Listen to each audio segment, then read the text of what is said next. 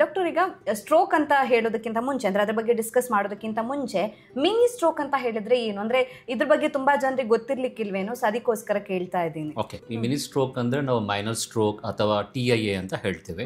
TIA ಅಂದ್ರೆ transient ischaemic attack. ಅಂದ್ರೆ ಮೆದುಳಿನಲ್ಲಿ ಯಾವುದೇ ಒಂದು ಭಾಗಕ್ಕೆ ರಕ್ತ ಚಲಾವಣೆ ಟೆಂಪರವರಿಯಾಗಿ ಸ್ಟಾಪ್ ಆದಾಗ ಕೆಲವೊಂದು ಸಿಂಪ್ಟಮ್ಸ್ ನಮಗೆ ಉಂಟಾಗುತ್ತೆ.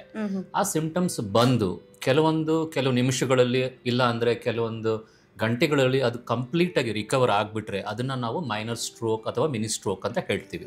ಇದು ನಮಗೆ ಒಂಥರ ವಾರ್ನಿಂಗ್ ಇದ್ದಂಗೆ. ಅಂದ್ರೆ ಮುಂದೆ ನಿಮಗೆ ಮೇಜರ್ ಸ್ಟ್ರೋಕ್ ಉಂಟಾಗುವ ಸಾಧ್ಯತೆಗಳಿದೆ, ದಯವಿಟ್ಟು ಏನಾದ್ರೂ ಮಾಡಿ ಇದನ್ನ ತಡೆಗಟ್ಟಿ ಅಂತ ಒಂದು ಬಾಡಿ ನಮಗೆ ಒಂದು ಮೆಸೇಜ್ ಕೊಡ್ತಾ ಇದೆ, ಮುಂಚೆನೆ ಸೂಚನೆ ಕೊಟ್ಟು ಬಿಡುತ್ತೆ. ಇದನ್ನ ನಾವು ತುಂಬಾ ಇಂಪಾರ್ಟೆಂಟ್ ಆಗಿ ಕನ್ಸಿಡರ್ ಮಾಡಬೇಕಾಗುತ್ತೆ. ಓಕೆ.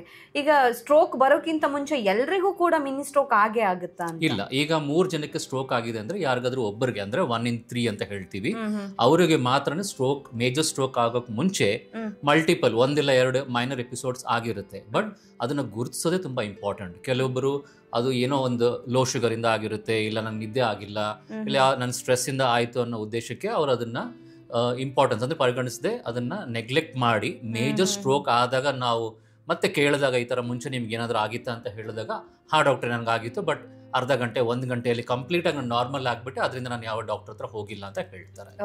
ಅವರೇ ರೀಸನ್ ಹುಡ್ಕೋತಾರೆ, ಈ ತರ ಆಗಿರಬಹುದು. ಅದಕ್ಕೆ ಇದನ್ನ ತುಂಬಾ ಇಂಪಾರ್ಟೆಂಟ್, ತುಂಬಾ ಇದೊಂದೊಂಥರ ವಾರ್ನಿಂಗ್ ಬರ್ತಾ ಇದೆ, ಕಾಯಿಲೆ ಬರ್ತಾ ಇದೆ ಅಂತ ನಮ್ಗೆ ಗುರ್ಸಿದಾಗ ಅದನ್ನ ತಡೆಗಟ್ಟೋದೇ ತುಂಬಾ ಇಂಪಾರ್ಟೆಂಟ್. ಓಕೆ.